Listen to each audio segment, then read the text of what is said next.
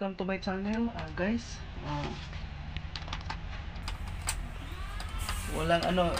Hindi naka-indicate yung ano niya, yung start button sa Epson L360 ko.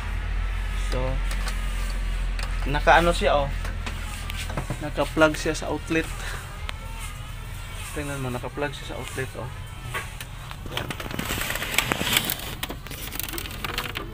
Yan guys, naka-plug sa outlet guys. Tsaka tingnan mo itong iba, tingnan mo itong iba, naka-kulay green yung start button niya. Dito kahit ano mo, switch on mo, hindi naka-kulay green. So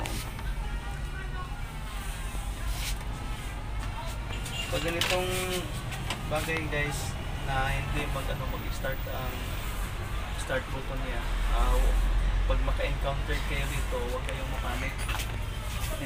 Hindi sira yung ano niyo, printer. So easy lang ang pag-fix sa problem nito guys.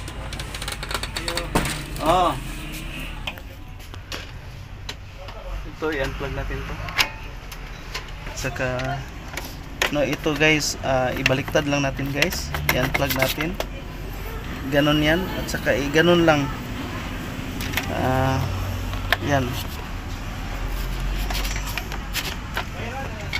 Yan. I-plug mo guys.